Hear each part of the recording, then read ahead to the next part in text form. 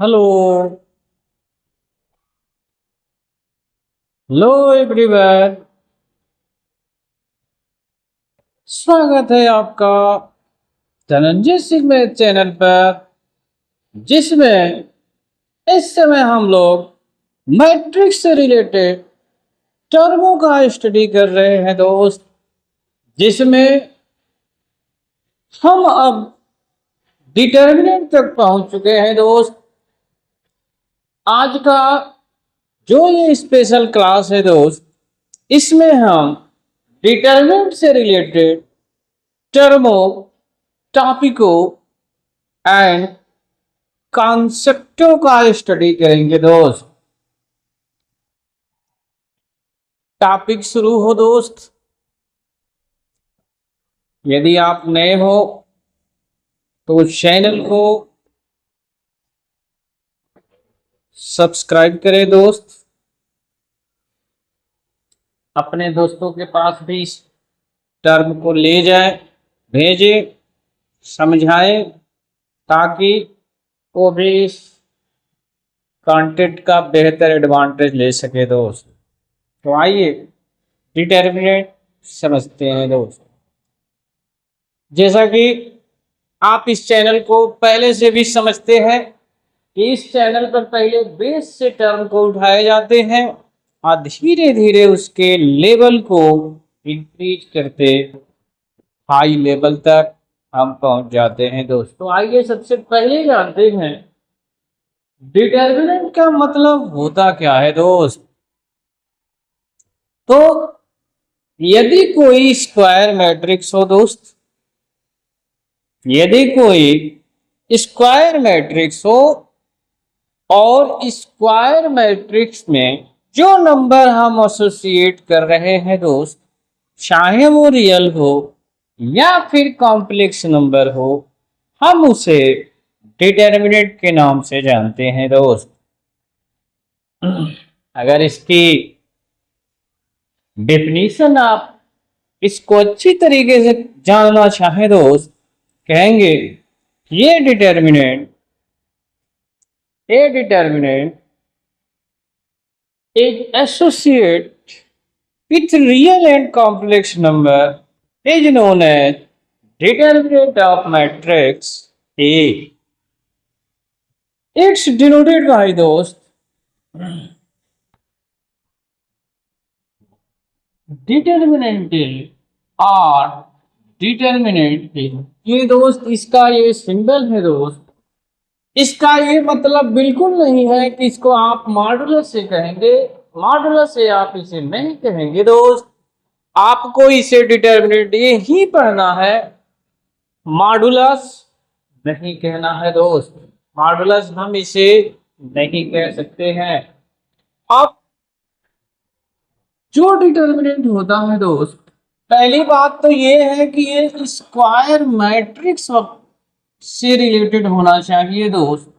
जैसे कि जो भी हमारा स्क्वायर मैट्रिक्स है, उसी के नंबरों को हम चाहे रियल नंबर यूज कर रहे हो या कॉम्प्लेक्स नंबर, हम डिटर्मिनेंट यूज करते हैं दोस्त।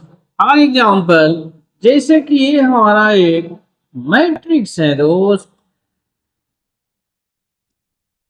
अब इस मैट्रिक्स को हमें डिटर्मिनेंट में शो करना है, या तो हम ऐसे लिख दे दोस्त, या फिर इस लाइन के थ्रू भी कह सकते हैं, ये भी डिटर्मिनेंट ही होता है। हम इसे कुछ ऐसे लिखेंगे दोस्त, यही डिटर्मिनेंट कहलाएगा। अब डिटर्मिनेंट जब समझ गए हैं दोस्त, तो इसमें सबसे पहला काम ये होता है कि जो डिटर्मिनेंट की वैल्यू हमें बताना है दोस्त, या डिटर्मिनेंट की जो वैल्यू हम फाइंड करते हैं दोस्त, सबसे पहला काम तो ये है दोस्त कि उसकी ऑर्डर जो होनी चाहिए या तो 2 होना चाहिए या 2 से ग्रेटर होना चाहिए दोस्त। अब अगर हमें ऑर्डर 2 की मैट्रिक्स देना है, डिटर्मिनेंट की वैल्यू बताना है दोस्त, तो वैल्यू बताने का कोई पॉइंट नहीं है, आप इस डायगोनल से इसमें मल्टीप्लाई करेंगे, हम माइनस करने के बाद दोस्त इसका मल्टीप्लाई करके माइनस कर देंगे, यही इसका डिटर्मिनेंट वैल्यू होगा दोस्त। मतलब क्या है दोस्त, 1 into 4 4, 2 into 1 2, 4 में से 2 जाएगा दोस्त, 2 होगा। तो हमारे डिटर्मिनेंट की जो वैल्यू होने वाली है दोस्त 2 होने वाला है। याद रहे, डिटर्मिनेंट जब भी हम पढ़ते हैं दोस्त ऐसा स्क्वायर मैट्रिक्स को जो greater or equal to 2 order का मैट्रिक्स हो, उसी का डिटर्मिनेंट हमें स्टडी करना होता है दोस्त। तो अब ये अगर हमें मैट्रिक्स ऑर्डर 3 का बताना हो दोस्त, तो ऑर्डर 3 का ये जो मैट्रिक्स है हमें इसकी डिटर्मिनेंट वैल्यू शो करनी है दोस्त। ये वैल्यू हम फाइंड कैसे करेंगे, अगर आपको इसकी वैल्यू को फाइंड करना है दोस्त तो सबसे आसान ट्रिक ये है दोस्त कि हमें इनकी साइन अगर पता हो जाए तो इजीली हम इसके वैल्यू को सॉल्व कर सकते हैं दोस्त। तो कैसे हम इसे सॉल्व करेंगे दोस्त, आइए देखते हैं। जैसे हमें इस डिटर्मिनेंट के वैल्यू को सॉल्व करना है दोस्त, तो ये जो आप देख रहे हैं इसे R1 बोलते हैं दोस्त, ये R2 है, ये R3 है। वर्टिकल में आप आते हैं तो इसको C1 बोलेंगे, इसे C2 कहेंगे और इस लाइन को C3 कहेंगे दोस्त। अब करना क्या है, हम यहां से किसी साइड से इसका एक्सप्लेन करें दोस्त, इसकी वैल्यू वही आने वाला है। जैसे कि हम इसको R1 के थ्रू मल्टीप्लाई एक्सप्लेन करना चाहते हैं दोस्त, आप इसके साइन को यहां से कंपेयर कर लेंगे, जिस साइड से जिस चाहे कॉलम में करें दोस्त चाहे रो में करें, हर कंडीशन में इस डिटर्मिनेंट की वैल्यू सेम ही आने वाली है। अगर मैं इस रो से चलता हूं दोस्त तो आप देखें ये वो 1 रहा, तो ये 1 रो में भी बैनिश होगा, कॉलम में भी बैनिश होगा। आप देख पा रहे हैं 1 से 1 में मल्टीप्लाई करेंगे 1 होगा, माइनस 1 से 1 में मल्टीप्लाई करेंगे ये भी 1 हो जाएगा दोस्त। अब आप देख पा रहे हैं इस सेकेंड वाले टर्म पर यहाँ पर इसकी वैल्यू माइनस होता है दोस्त, तो आप यहाँ -1 लिख देंगे। फिर वही कॉन्सेप्ट, कॉलम कैंसिल हो जाएगा, रो कैंसिल हो जाएगा, 2 से 1 में मल्टीप्लाई करेंगे 2 बनेगा, 1 से 1 में मल्टीप्लाई कर देंगे 1 होगा दोस्त। अब आ जाइए इस पॉइंट पर, ये 2 रहा दोस्त, तो ये 2 से रो कैंसिल कॉलम कैंसिल, 2 से 1 में मल्टीप्लाई करेंगे 2 होगा, और 1 से 1 में मल्टीप्लाई करेंगे दोस्त ये 1 होगा। अब इसकी वैल्यू को हम सॉल्व कर देंगे दोस्त, जो कि ये 0 होने वाला है, 2 में से 1 जाएगा 1 होगा दोस्त, 1 से 1 में मल्टीप्लाई करेंगे 1 होगा, यहाँ भी जो आप देख रहे हैं 1 ही होगा, 1 से 2 में कर देंगे 2 होगा। अगर हम इसे सॉल्व करते हैं दोस्त इस डिटर्मिनेंट की वैल्यू 1 होने वाला है दोस्त।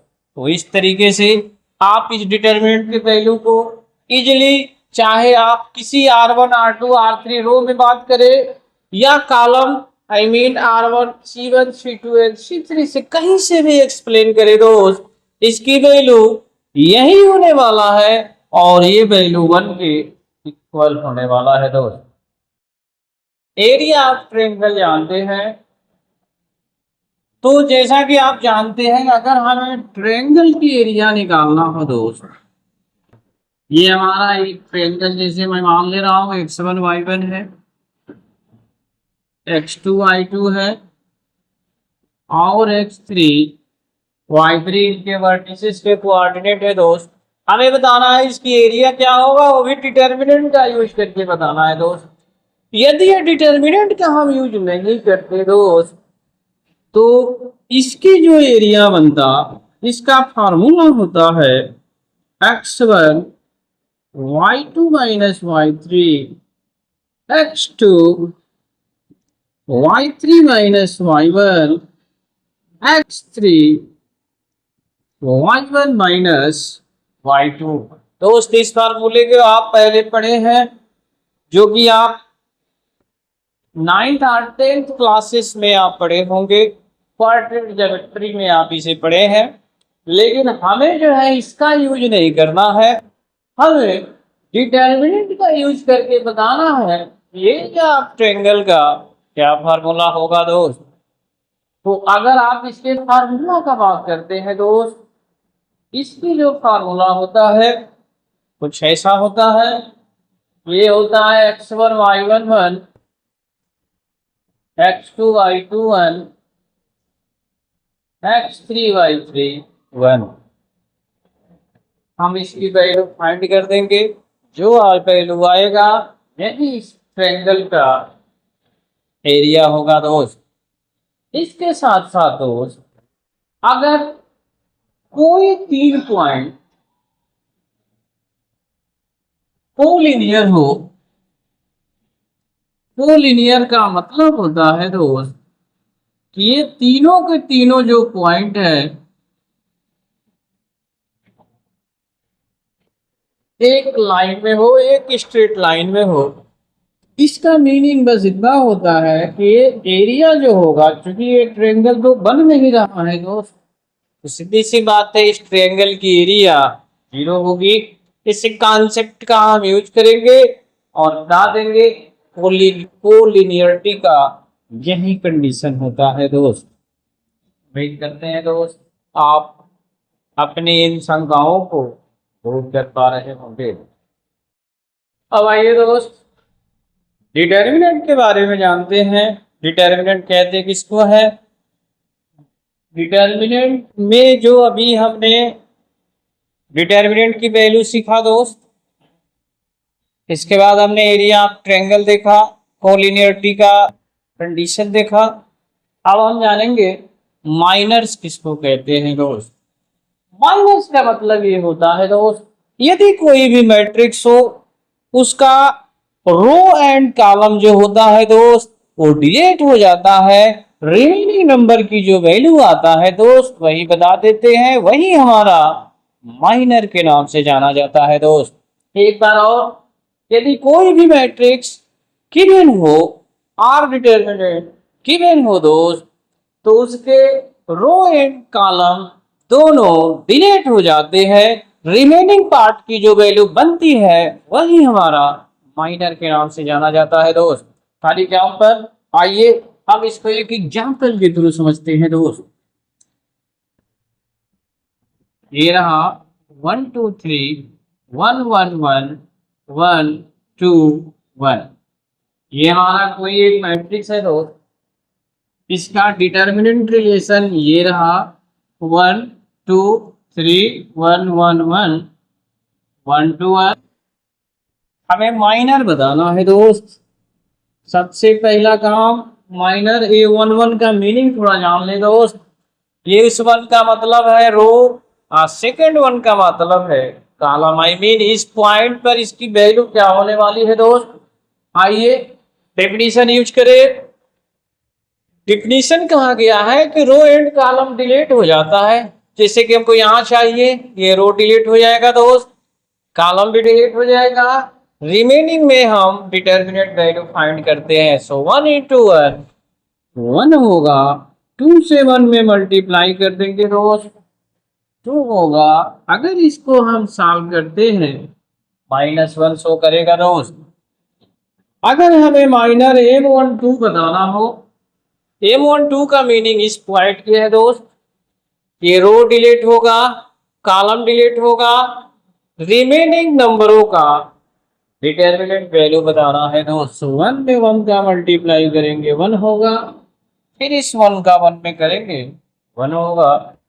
अगर इसे सॉल्व करते हैं आप 0 बन जाएगा। 1 3 देखे, ये रहा 1 3, ये रो कैंसिल, कॉलम कैंसिल, 1 से 2 में मल्टीप्लाई करते हैं 2 होगा, 1 से 1 में करते हैं 1 होगा दोस्त। तो इस तरीके से हमने R1 वाले टर्म का माइनर निकाल दिया है दोस्त। बिल्कुल इसी कॉन्सेप्ट का हम इस R2 को और R3 को भी फाइंड कर सकते हैं दोस्त। तो माइनर का मीनिंग उम्मीद करते हैं दोस्त आप इजीली समझ पा रहे होंगे। अब अगला टर्म आता है दोस्त, कोफैक्टर्स किसको कहते हैं? कोफैक्टर्स का मतलब ये होता है दोस्त कि ये जो माइनर की वैल्यू आप देख रहे हैं, अगर इस माइनर के वैल्यू को हम अंडर साइन के अकॉर्डिंगली जो ये वैल्यू बनता है उसी को हम कोफैक्टर्स के नाम से जानते हैं। कोफैक्टर का मतलब मेरा ये है दोस्त, जैसे कि हमें ये 1 चाहिए, इसका मीनिंग होता है -1 के पावर 1 + 1 इंटू माइनर। अगर आप इसकी वैल्यू चाहे दोस्त 1 में 1 प्लस करेंगे 2 होगा, जैसा कि इवन होगा तो ये पॉजिटिव शो करेगा। M12 ऑलरेडी आपने निकाल के रखा है, ये जो कि -1 होने वाला है दोस्त। अगर आप चाहते हैं कि M12 कितना होगा तो 1 + 2 होगा और इसकी करस्पॉन्डिंग माइनर। अगर आप इसे देखें तो 1 + 2 3 होता है तो 8 नंबर आएगा। 8 नंबर का मतलब माइनस होता है। M12 यहाँ 0 आप देख रहे हैं, 0 से मल्टीप्लाई करेंगे 0 हो जाएगा दोस्त। अब A13 यदि आप चाहते हैं तो A13 का मतलब है दोस्त 1 + 3 करस्पॉन्डिंग माइनर। अगर आप इसे देखें तो 1 + 3 4 होगा दोस्त, 4 आई मीन इवन होगा, ये पॉजिटिव होगा। M13 की वैल्यू 1 है दोस्त। तो इस तरीके से आप इजीली कोफैक्टर और माइनर के टर्म को समझ सकते हैं दोस्त। मैं इस पर रिलेटेड एक एग्जाम्पल रखता हूँ। वेरिफिकेशन करना है 0 होगा, आइए देखते हैं। सबसे पहला काम तो ये है दोस्त, A11 का की वैल्यू क्या है देख लें। इसमें इसको A11 कहते हैं दोस्त। A12 कितना है और A13 कितना है पहले लिख देते हैं दोस्त। अब इसके बाद हम यहाँ पर कोफैक्टर का यूज करते हैं दोस्त, जो जो हमें चाहिए यहाँ लिख लेंगे। अगर आप साइन में कंफ्यूज है मेरे दोस्त तो मैं क्या करता हूँ, आपको साइन अभी क्लियर कर देता हूँ दोस्त। बस इस पॉइंट को अपने माइंड में रखे रहिए। इसके बाद कोफैक्टर इजीली निकल जाएगा। A31 कहाँ है दोस्त देख लीजिए, ये रहा A31, मतलब ये पॉजिटिव है। अब इसकी माइनर वैल्यू पता कीजिए दोस्त, ये रहा यहाँ पर, ये कैंसिल हो जाएगा दोस्त, ये बनेगा -12 0 तो -12 भी होने वाला है। आगे A32 निकालना है दोस्त। A32 का मतलब ये पॉइंट रहा, इस पॉइंट पर देख लीजिए साइन माइनस शो कर रहा है दोस्त, तो हम यहाँ पर माइनस लिख देंगे। इसके बाद इसकी माइनर वैल्यू पता करेंगे, ये रहा पॉइंट, ये कॉलम वैनिश हो जाएगा, रो वैनिश हो जाएगा दोस्त। 2 से 4 में मल्टीप्लाई करेंगे 8 होगा, 6 से 5 में मल्टीप्लाई करेंगे 30 हो जाएगा दोस्त। अगर आप इसे सॉल्व करते हैं ये 22 बनने वाला है दोस्त। अब अगला टर्म आता है दोस्त, हमें 3 की वैल्यू चाहिए। 3 का साइन यहाँ से देख ले, ये पॉजिटिव है, पॉजिटिव हो गया। अब इसकी यहाँ पर माइनर वैल्यू फाइंड कीजिए दोस्त, ये पॉइंट हमारा ये जगह है, ये कॉलम वैनिश, रो वैनिश। 2 से 0 में मल्टीप्लाई किया 0 होगा, और 6 से -3 में मल्टीप्लाई करेंगे दोस्त, ये 18 हो जाएगा। सॉल्व करने पर 18 वैल्यू आएगा। अब कुछ करना नहीं दोस्त, इस पॉइंट को उठा लीजिए, सो A11, A31, A12, A32, A13, A33 सारी वैल्यू रख देते हैं।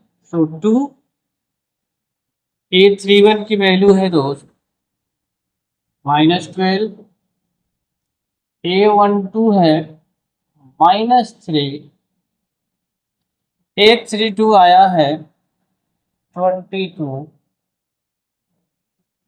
A13 है दोस्त 5 और A33 आया है 18। अब हम इसे सॉल्व करेंगे दोस्त। ये होगा -24, ये होगा -66, हाँ ये होगा दोस्त 90। अगर आप दोनों को प्लस करते हैं दोस्त ये 90 बनेगा, -90 + 90 0 हो जाएगा दोस्त। यही हमें वेरीफाई कर। एडजॉइंट ऑफ मैट्रिक्स का मीनिंग ये होता है दोस्त कि यदि मैट्रिक्स हो, मैट्रिक्स के हम कोफैक्टर का यूज करके मैट्रिक्स बनाए और उस मैट्रिक्स का ट्रांसपोज ले ले दोस्त, तो जो बनेगा मैट्रिक्स वही हमारा एडजॉइंट ऑफ मैट्रिक्स कहलाता है दोस्त। एक बार और, कोई भी मैट्रिक्स गिवन है दोस्त, सबसे पहले उसका कोफैक्टर का एक मैट्रिक्स बनाएंगे। कोफैक्टर का मैट्रिक्स जैसे ही बनता है दोस्त उसका ट्रांसपोज ले लेना है। ट्रांसपोज लेने के बाद जो नया मैट्रिक्स आता है उसी को हम एडजॉइंट ऑफ मैट्रिक्स कहते हैं दोस्त। आइए देखते हैं। तो हमारे सामने ये एक कोफैक्टर का मैट्रिक्स है दोस्त, ऑर्डर 3 का मैं ले रहा हूं। जैसे कि ये ऑर्डर 3 का एक मैट्रिक्स हो गया दोस्त, मान ले रहा हूं ये मैट्रिक्स ये है। हमसे कहा जा रहा है कि आप इसका एडजॉइंट ही निकालो। एडजॉइंट का मतलब ये होता है दोस्त, हमें बताना है ट्रांसपोज ऑफ मैट्रिक्स ए। अब ट्रांसपोज ऑफ मैट्रिक्स ए का मीनिंग क्या है दोस्त? जो रो है उसे कॉलम में लिख देंगे, बस इतना ही करना है। हाँ आइए लिखते हैं A11, A12, A13, A21, A22, A23, A31, A32, A33। तो ये जो आप देख पा रहे हैं इसी को कहते हैं दोस्त एडजॉइंट। अब एडजॉइंट और डिटर्मिनेंट में क्या रिलेशन होता है दोस्त? कभी भी एडजॉइंट हो मैट्रिक्स में हमें अगर इसका डिटर्मिनेंट बताना है दोस्त, इसका फार्मूला होता है डिटर्मिनेंट होल के पावर n-1 होता है दोस्त। जो n देख पा रहे हैं इस n को कहते हैं ऑर्डर ऑफ मैट्रिक्स। एक और पॉइंट आता है दोस्त कि अगर मान के चलिए कि किसी कांस्टेंट से मल्टीप्लाई है तो इसकी वैल्यू क्या निकालेंगे दोस्त? इसका अर्थ होगा कि जो k के पावर n होगा दोस्त और ये होगा डिटर्मिनेंट के पावर n-1 होगा दोस्त। सेकंड रूल इसका ये है दोस्त कि अगर ये कोई मैट्रिक्स है, इसका एडजॉइंट से मैट्रिक्स मल्टीप्लाई हो जाए या एडजॉइंट ए का ए में मल्टीप्लाई हो जाए दोस्त, ये वैल्यू डिटर्मिनेंट ए इंटू आई के बराबर होता है दोस्त। सेकंड रूल ये है दोस्त कि अगर हमसे कहा जाए एडजॉइंट ए बी कितना होता है दोस्त, तो इसका अर्थ ये होता है कि एडजॉइंट बी में एडजॉइंट ए का मल्टीप्लाई कर देंगे, जो वैल्यू आएगा दोस्त यही इसका आंसर होगा। नेक्स्ट टर्म ये है दोस्त कि अगर हमसे कहा जाए कि एडजॉइंट एडजॉइंट एडजॉइंट ए कितना होगा दोस्त, तो इसका मीनिंग ये होता है दोस्त डिटर्मिनेंट के पावर n-1। देख लेंगे कितनी बार है दोस्त, 1 2 3 टाइम है, तो इसके होल का पावर 3 कर देंगे दोस्त। जो एन आप देख रहे हैं, एन जो है ऑर्डर ऑफ मैट्रिक्स है दोस्त।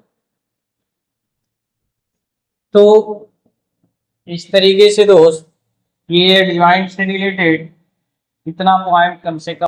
अगर इनवर्टिबल मैट्रिक्स के बारे में पूछता है, इनवर्टिबल मैट्रिक्स और एडजॉइंट के बीच का जो रिलेशन होता है दोस्त, वो ये बनता है दोस्त, जो डिटर्मिनेंट है आप देख रहे हैं कि 0 नहीं होना चाहिए। इसका मतलब है दोस्त जो हमारा मैट्रिक्स होगा ये वो नॉन सिंगुलर होना चाहिए।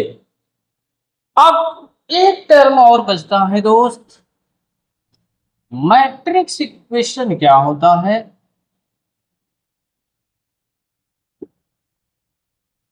मैट्रिक्स इक्वेशन का मतलब होता है दोस्त कि हम लीनियर इक्वेशन को कैसे सॉल्व करते हैं। लीनियर इक्वेशन सॉल्व करने का मतलब हो गया दोस्त कि जैसे कि यहाँ पर ये हम एक लीनियर इक्वेशन लिख रहे हैं दोस्त, जो कि 3 वेरिएबल का है। हमसे कह दिया जाए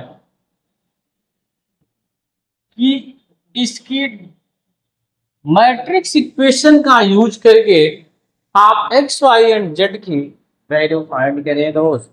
तो इसके लिए हम क्या करेंगे, सबसे पहला काम कि हम मैट्रिक्स इक्वेशन लिखेंगे दोस्त।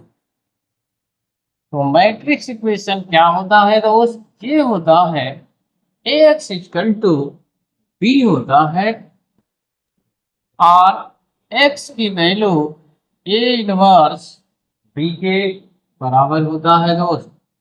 अब इसमें कौन क्या क्या है दोस्त, ये थोड़ा जानना जरूरी है। ये क्या है दोस्त, तो जो एक्स वाई जेड की जो कोफिशिएंट है दोस्त वही ये होता है a1 b1 c1 a2 b2 c2 a3 b3 c3। X क्या है दोस्त, ये काला मैट्रिक्स है दोस्त, जो कि एक्स वाई जेड बनेगा।